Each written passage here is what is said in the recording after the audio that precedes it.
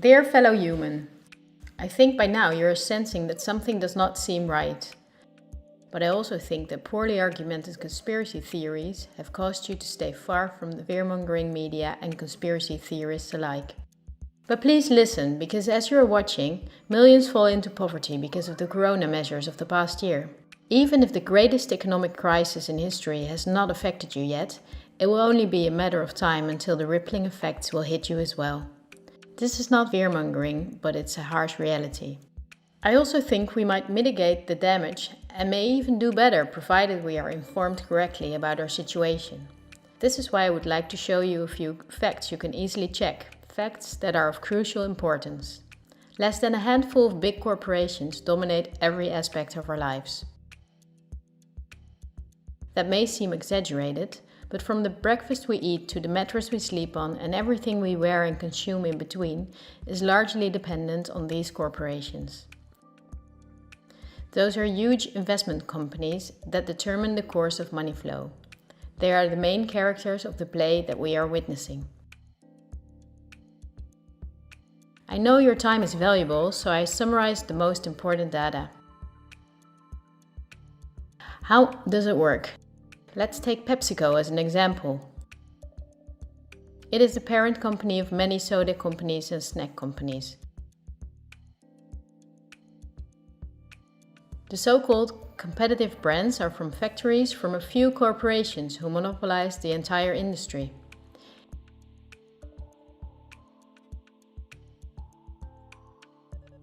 In the packaged food industry, there are a few big companies, like Unilever, the Coca-Cola company, Mondelez and Nestlé. In the picture you see that most brands in the food industry belong to one of these corporations. The big companies are on the stock market and have the big shareholders in the board of directors. On sources like Yahoo Finance, we can see detailed company info, such as who the biggest shareholders actually are.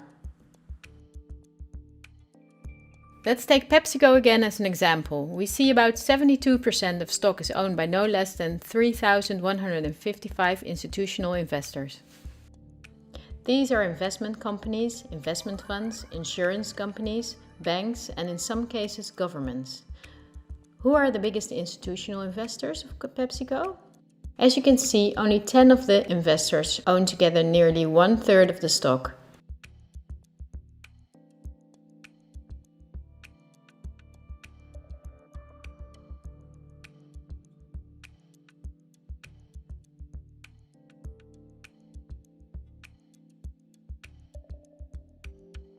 The top 10 of investors together amount to a value of $59 billion.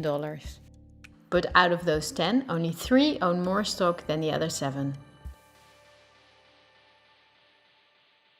Let's remember them and look up who owns the most stocks of the Coca-Cola company, the biggest competitor of Pepsi.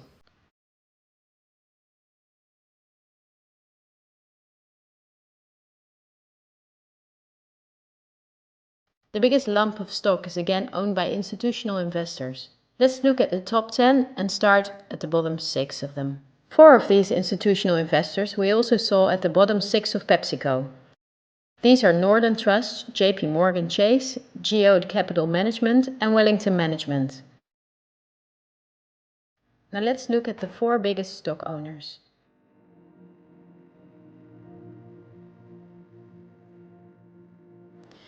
They are BlackRock, Vanguard and State Street. These are the world's biggest investment firms, so PepsiCo and Coca-Cola are not competitors at all. The other big companies that own a myriad of brand names like Unilever, Mondelez and Nestlé are from the same small group of investors. But it's not only in the food industry that their names come up. Let's find out on Wikipedia which are the biggest tech companies.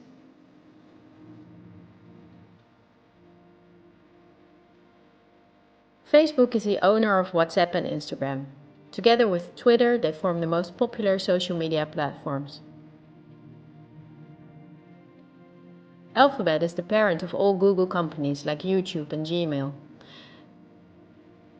But they are also the biggest investor in Android, one of the 2 operating systems for nearly all smartphones and tablets. The other operating system is Apple's iOS. If we add Microsoft to the above three, we see 4 companies making the software for nearly all computers, tablets and smartphones in the world.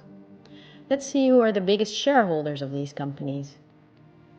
Take Facebook. We see that 80% of the stock is owned by institutional investors. These are the same names that came up in the food industry. The same investors are in the top 3. Next is Twitter. It forms with Facebook and Instagram the top 3. Surprisingly, this company is in the hands of the same investors as well. We see them again with Apple and even with their biggest competitor, Microsoft.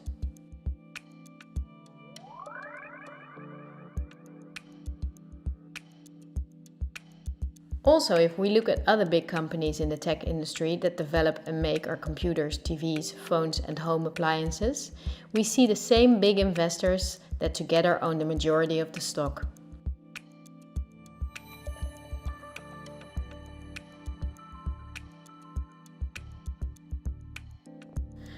It's true for all industries, I'm not exaggerating.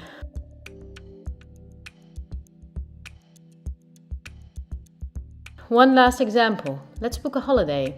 On a computer or a smartphone, we search for a flight to a sunny country on Skyscanner or Expedia. Both are from the same small group of investors. We fly with one of the many airlines, many of which are in the hands of the same investors and of governments, as is the case with Air France-KLM. The plane we board is in most cases a Boeing or an Airbus, also owned by the same names. We book through Booking.com or Airbnb, and when we arrive we go out for dinner and place a comment on TripAdvisor. The same big investors show up in every aspect of our trip. And their power is even bigger because of the kerosene is from their oil companies or refineries. The steel from which the plane is made comes from their mining companies.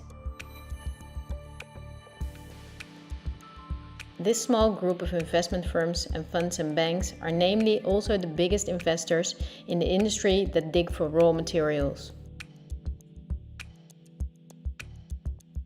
Wikipedia shows that the biggest mining companies have the same big investors that we see everywhere.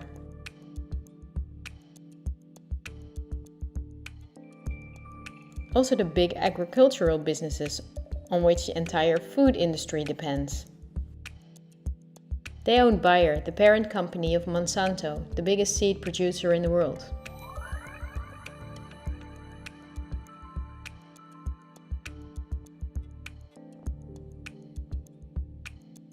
But they are also the shareholders of the big textile industry. And even many popular fashion brands who make the clothing out of the cotton are owned by the same investors.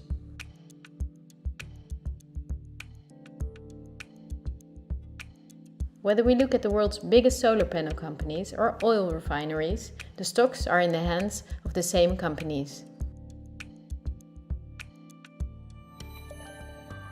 They own the tobacco companies that produce all the popular tobacco brands,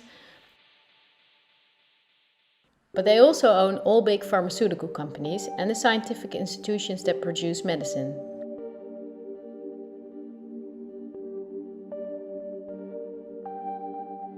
They own the companies that produce our metals and also the entire car, plane and weapon industry, where a great deal of the metals and raw materials are used.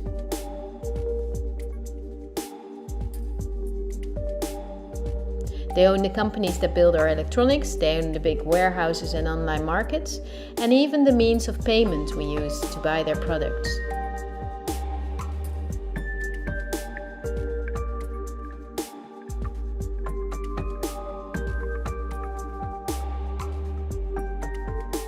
To make this video as short as possible, I only showed you the tip of the iceberg. If you decide to research this with the sources I just showed you, then you will see that most popular insurance companies, banks, construction companies, telephone companies, restaurant chains and cosmetics are owned by the same institutional investors we have just seen.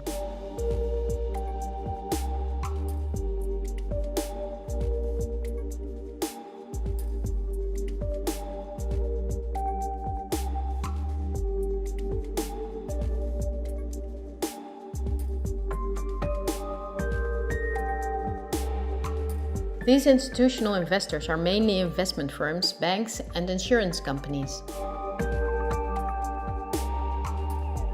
In turn, they themselves are owned by shareholders, and the most surprising thing is that they own each other's stocks.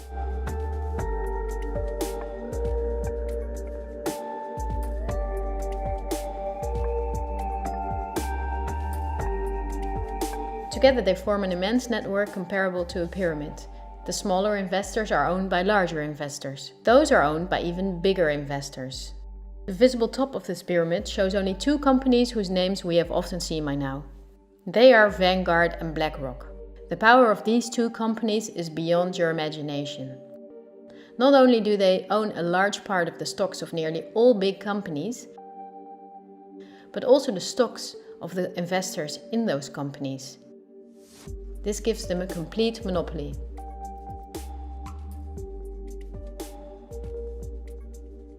A Bloomberg report states that both these companies in the year 2028 together will have investments in the amount of $20 trillion.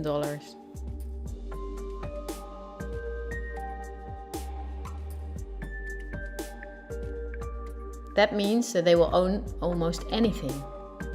Bloomberg calls BlackRock the fourth branch of government because it's the only private agency that closely works with the central banks. BlackRock lends money to the central bank, but it's also the advisor. It also developed the software the central bank uses. Many BlackRock employees were in the White House with Bush and Obama. Its CEO Larry Fink can count on a warm welcome from leaders and politicians. Not so strange if you know that he is the frontman of the ruling company. But Larry Fink does not pull the strings himself. BlackRock itself is also owned by shareholders. Who are those shareholders? We come to a strange conclusion. The biggest shareholder is Vanguard. But now it gets murky. Vanguard is a private company and we cannot see who the shareholders are.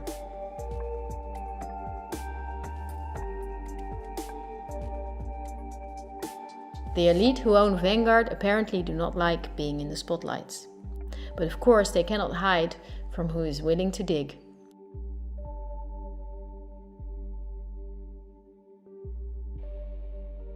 Reports from Oxfam and Bloomberg say that 1% of the world together owns more money than the other 99%. Even worse, Oxfam says that 82% of all earned money in 2017 went to this 1%.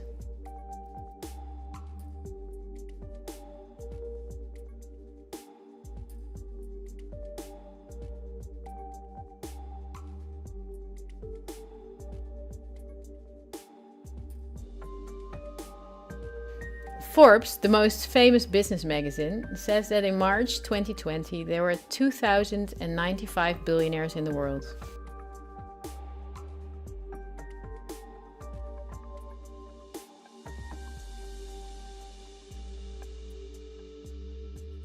This means that Vanguard is owned by the richest families in the world. If we research their history, we see that they have always been the wealthiest, some of them even before the start of the Industrial Revolution. Because their history is so interesting and extensive, I will make a sequel. For now, I just want to say that these families, of whom many are in royalty, are the founders of our banking system and of every industry in the world. These families have never lost power, but due to an increasing population they had to hide behind firms like Vanguard, of which the stockholders are the private funds and non-profits of these families.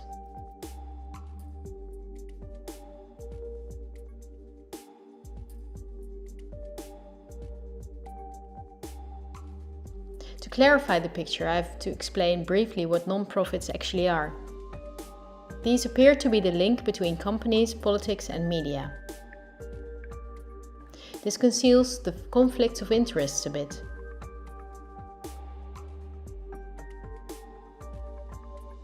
Non-profits, also called foundations, are dependent on donations. They do not have to disclose who their donors are. They can invest the money in the way they see fit and do not pay taxes as long as the profits are invested again in new projects. In this way, non-profits keep hundreds of billions of dollars among themselves. According to the Australian government, non-profits are an ideal way of financing terrorists and of massive money laundering.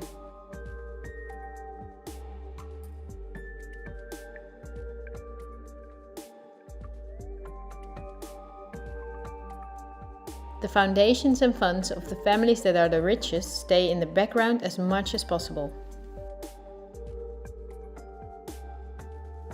For issues that get much attention, the foundation of philanthropists are used that are lower in rank but very rich.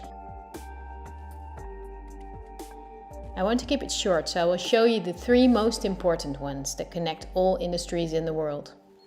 They are the Bill and Melinda Gates Foundation, the Open Society Foundation of the controversial multi-billionaire Soros, and the Clinton Foundation. I will give you a very short introduction to show you their power. According to the website of the World Economic Forum, the Gates Foundation is the biggest sponsor of the WHO. That was after Donald Trump quit USA financial support to the WHO in 2020. So the Gates Foundation is one of the most influential entities in everything that concerns our health. The Gates Foundation works closely with the biggest pharma companies, among which are Pfizer, AstraZeneca, Johnson & Johnson, BioNTech and Bayer. And we have just seen who their biggest shareholders are. Bill Gates was not a poor computer nerd who miraculously became very rich. He's from a philanthropist family that works for the absolute elite. His Microsoft is owned by Vanguard, BlackRock and Berkshire Hathaway. But the Gates Foundation, after BlackRock and Vanguard, is the biggest shareholder in Berkshire Hathaway. He was even the member of the board there. We would need hours if we wanted to uncover everything in which Gates, the Open Society Foundation of Soros and the Clinton Foundation are involved. They form a bridge to the current situation, so I had to introduce them. We need to start the next topic with a question. Someone like me, who never makes videos, can with an old laptop objectively show that only 2 companies hold a monopoly in all industries in the world. My question is, why is this never talked about in the media? We can choose daily between all sorts of documentaries and TV programs, but none of them cover this subject. Is it not interesting enough? Or are there other interests at play? Wikipedia again gives us the answer. They say that about 90% of the international media is owned by 9 media conglomerates. Whether we take the monopolists Netflix and Amazon Prime, or enormous concerns that own many daughter companies like Time Warner, the Walt Disney Company, Comcast, Fox Corporations, Bertelsmann and Viacom CBS, we see that the same names own the stocks. These corporations not only make all the programs, movies and documentaries, but also own the channels on which those are broadcast. So not only the industries, but also the information is owned by the elite. I will show you briefly how this works in the Netherlands. To start with, all the Dutch mainstream media are owned by 3 companies. The first one is the Persgroep, the parent company of the following brands. Apart from the many newspapers and magazines, they also own Sanoma, the parent company of some of the big commercial Dutch channels.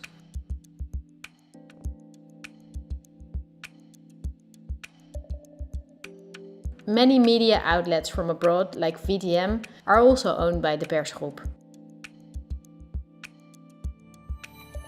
The second one is Mediahuis, one of Europe's biggest media concerns. In the Netherlands, Mediahuis owns the following brands: Until 2017, also Sky Radio and Radio Veronica were owned by Media House, as were Radio 538 and Radio 10. And then there's Bertelsmann, which is one of the 9 biggest media firms. This company owns RTL, that owns 45 television stations and 32 radio stations in 11 countries. But Bertelsmann is also co-owner of the world's biggest book publisher, Penguin Random House.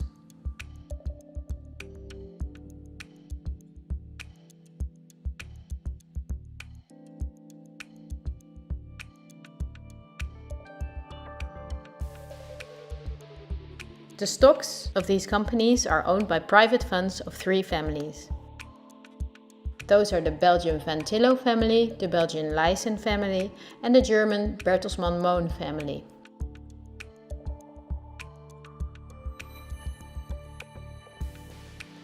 All 3 families sided with the Nazis in the war, according to Wikipedia. For this reason, the Telegraaf, the Lyssen newspaper, was temporarily forbidden in the Netherlands after the war. To complete this overview, look at where the news comes from.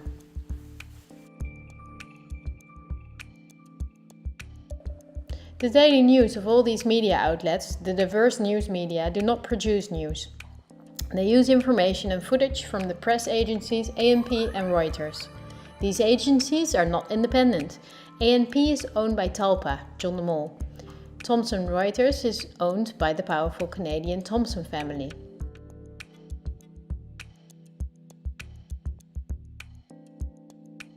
The most important journalists and editors working for these agencies are a member of a journalism agency like the European Journalism Centre.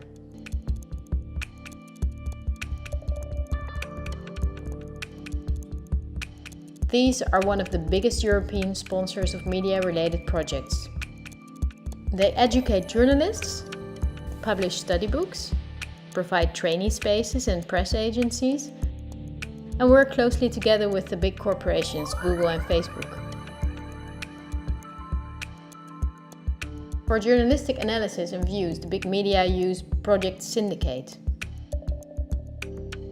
This is the most powerful organization in the field. Project Syndicate and organizations like I mentioned are together with the press agencies the link between all worldwide media outlets.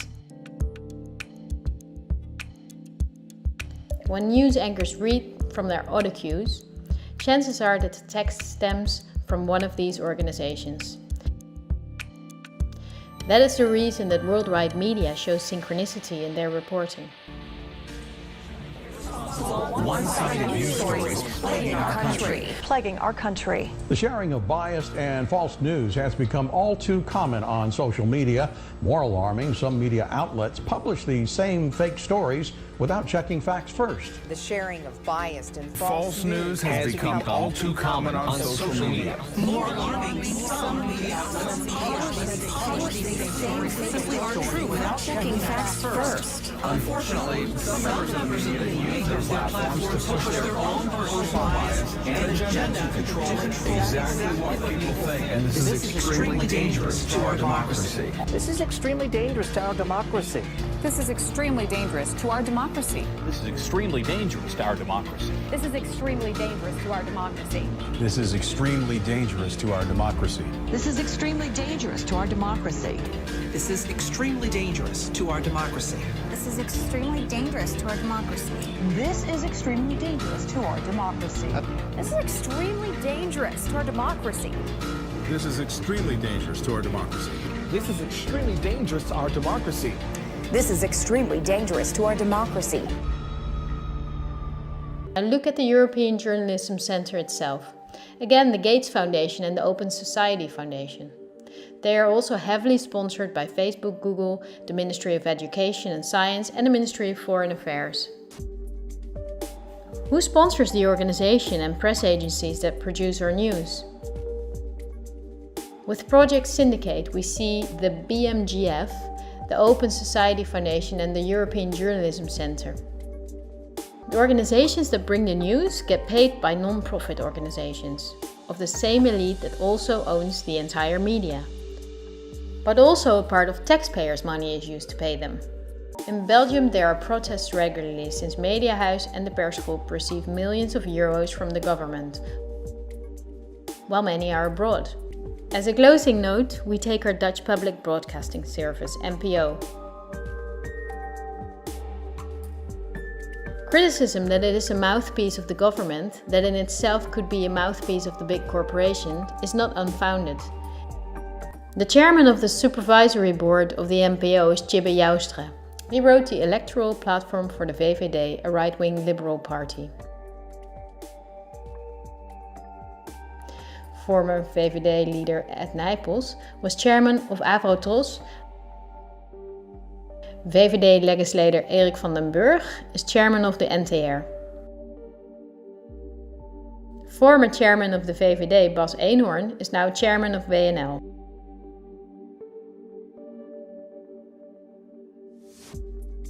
Former PvdA State Secretary Martijn van Dam controls the distribution of benefits to the NPO and sits in the board of the NPO.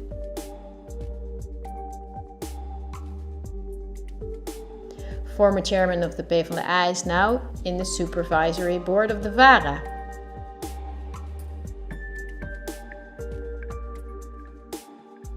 CDA politician Paul Roep is chairman of the supervisory board of KRO-NCRV. The partner of D66 minister Ollegren, Irene van Brekel, is editor-in-chief of the news comedy Lubach.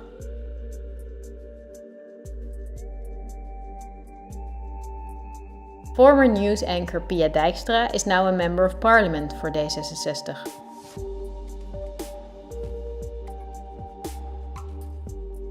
Well, this was a lot to chew on, and I tried to make it as short as I could.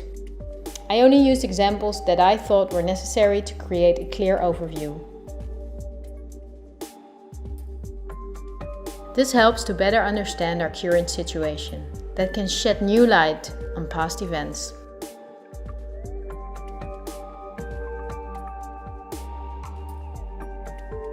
There will be enough time to dive into the past, but now let's talk about today. But my goal is to inform you about the danger we are in now.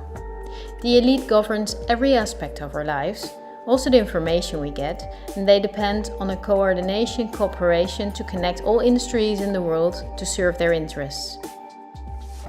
This is done through the World Economic Forum, among others, a very important organization.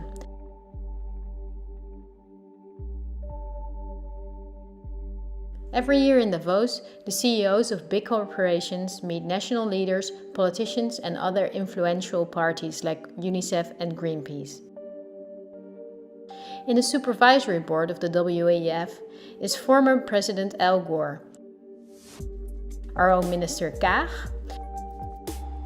Fijke Sijbesma, chairman of the Royal Dutch State Mines, and the commissioner of DNB, the Dutch bank. Christine Lagarde, chairwoman of the European Central Bank. Also politician Vert Grapperhaus' son works for the WEF. Wikipedia says that the annual fee for members is €X.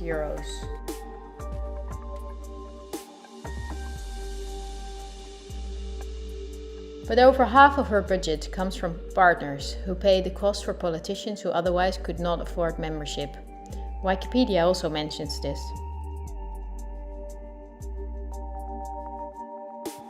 According to critics, the WEF is for rich businesses to do business with other businesses or with politicians.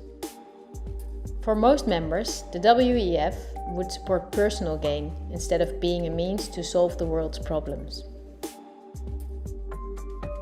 Why would there be many world problems if the industry leaders, bankers and politicians from 1971 onwards have gathered every year to solve the world's problems?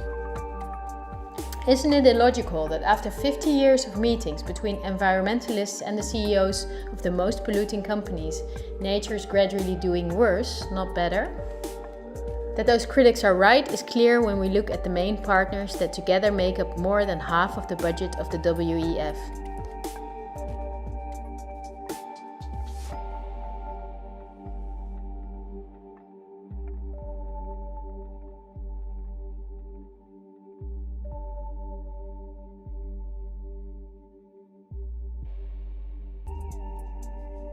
Because these are BlackRock, the Open Society Foundation, the Bill and Melinda Gates Foundation, and many big companies from which Vanguard and BlackRock own the stocks.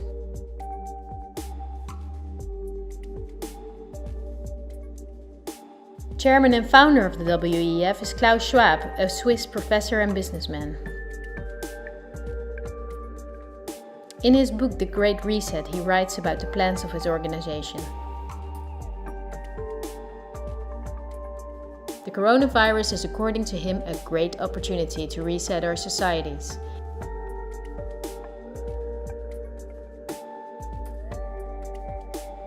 He calls it Building Back Better. The slogan is now on the lips of all globalist politicians in the world. Historical moment, a crucial moment to rebuild the future, to reset our policies. We also want to work together on building back better. I call it Build Back Better. But the COVID-19 pandemic can also be a moment for resolving long-standing conflicts and addressing structural weaknesses. It's certainly a major crisis, but it also offers us a unique opportunity.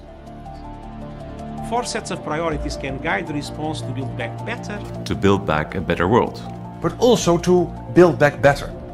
This pandemic has provided an opportunity for a reset. And achieve the Sustainable Development Goal. Our old society must switch to a new one, says Schwab. The people own nothing but work for the state to have their primary needs met.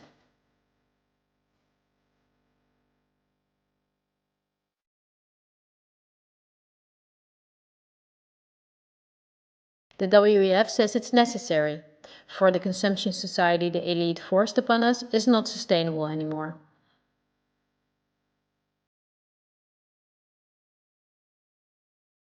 Schwab says in his book that we will never return to the old normal.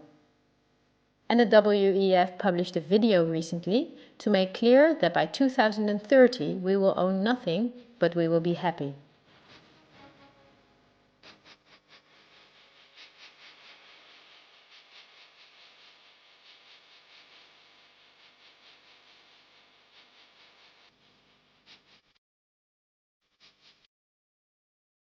You probably heard of the New World Order. The media wants us to believe that this is a conspiracy theory, yet it has been talked about by leaders for decades. George Bush Sr., Bill Clinton and Nelson Mandela, but also world-famous philanthropists like Cecil Rhodes, David Rockefeller, Henry Kissinger, and even George Soros. We have before us the opportunity to forge for ourselves and for future generations a new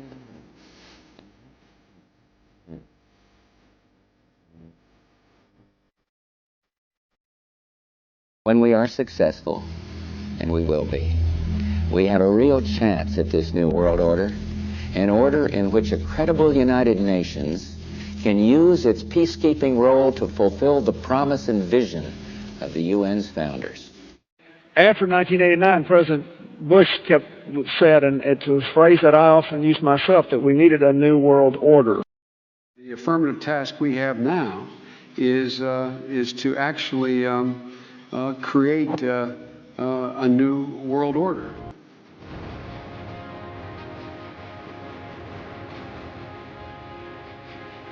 The UN presented in 2015 their controversial Agenda 2030. It is almost identical to the Great Reset of Klaus Schwab. The UN wants to make sure, as does Schwab, that in 2030 poverty, hunger, pollution and disease no longer plague the earth. Sounds nice, but wait till you read the small print. The plan is that Agenda 2030 will be paid by us, the citizens. Just like they ask of us now to give away our rights for public health, they will ask us to give away our wealth to battle poverty. These are no conspiracy theories. It is on their official website. It comes down to this. The UN wants taxes from Western countries to be split by the mega corporations of the elite to create a brand new society. The new infrastructure because fossil fuels are gone in 2030. For this project, the UN says we need a world government, namely the UN itself.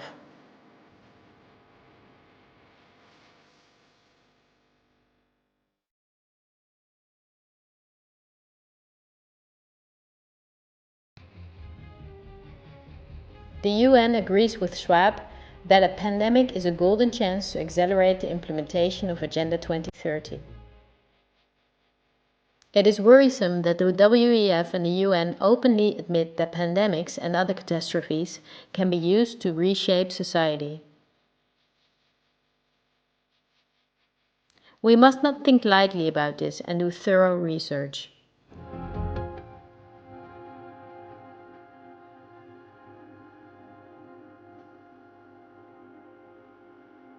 On Friday, October 18, 2019, months before the pandemic was announced, a gathering was held in the Pierre Hotel in New York City. It was a meeting for very important persons. Present were politicians, highly credited health experts, and pharmacologists. The goal of the gathering was the simulation of a worldwide pandemic. Could be a coincidence, right? But as an example, they used the coronavirus. The simulation covered how the virus would develop and how it could only be detained if people cooperated in industries, governments, and government agencies. Again, a new world order to save us. Is it surprising when I tell you that this gathering, Event 201, was organized by the World Economic Forum, the Bill and Melinda Gates Foundation, and the Johns Hopkins Institute? This is no conspiracy theory. Look on the official website of Event 201. At this point, you may not be surprised anymore that the Robert Koch Institute, just like any other public institute, is closely connected to Gates' WHO, and that it created a similar simulation in 2012.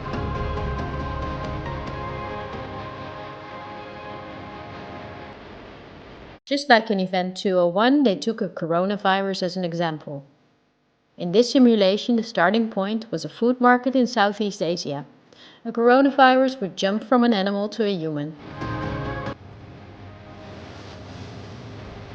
In the simulation, it takes some weeks for the Chinese to discover the virus. In this way, it can spread all over the world.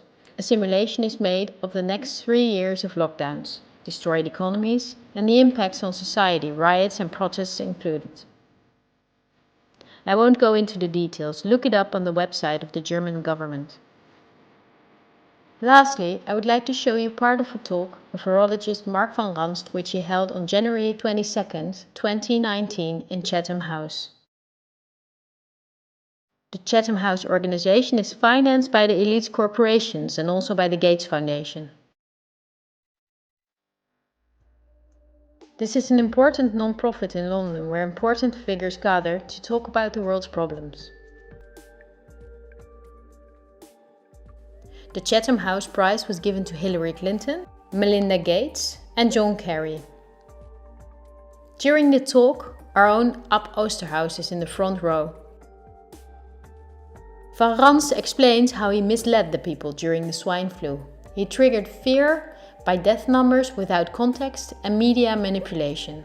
He laughs as he tells how he made sure that the vaccines of the pharmaceutical companies he was working for then were accepted by many fearful people.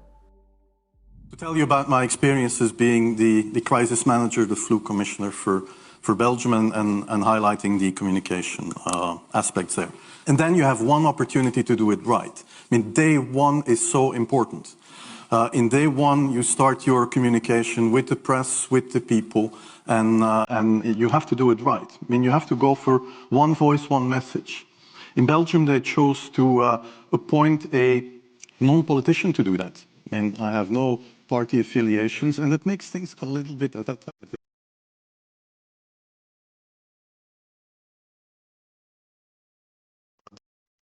and that was a huge advantage. The second advantage is that you can play in Brussels the complete naive guy and get a lot more done than you would otherwise be able to do. You have to be omnipresent that first day or the first days so that you attract the media attention.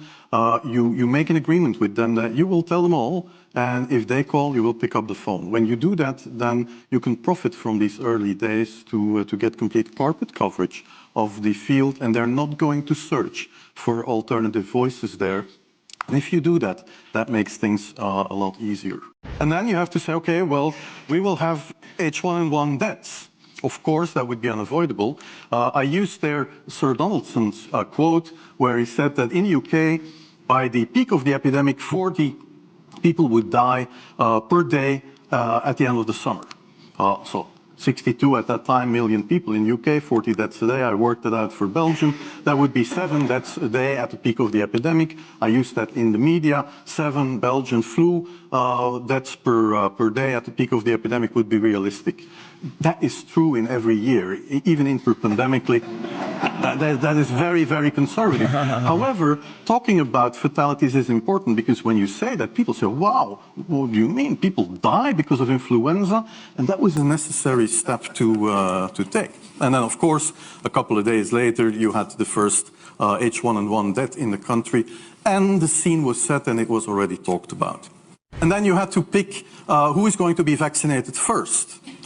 And then, well, women and children first, whatever. I mean, risk groups, they were important. And then I misused the fact that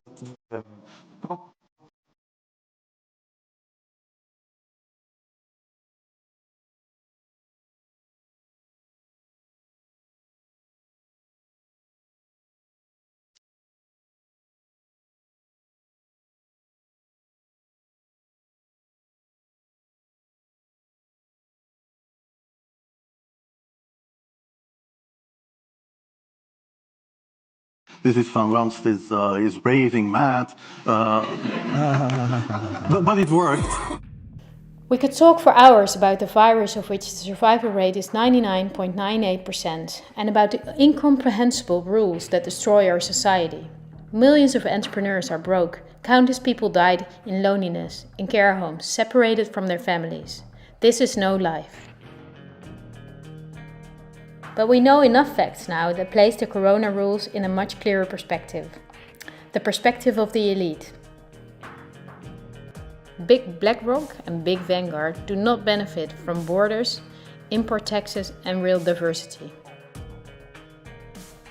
Only by means of fear and media manipulation can they contain us.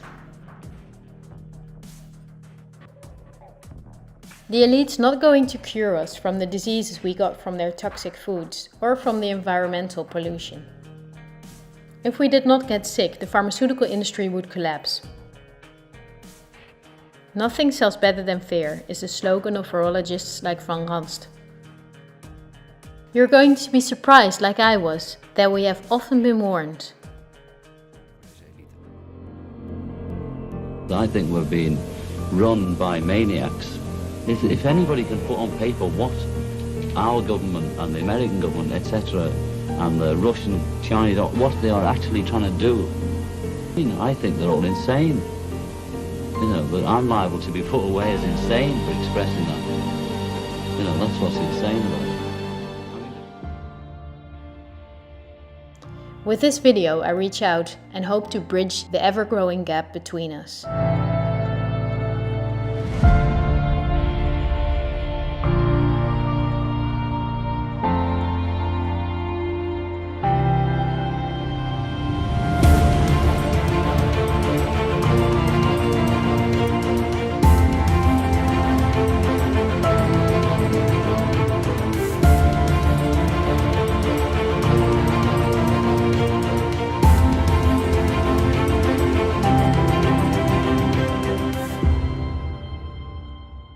Thank you for listening.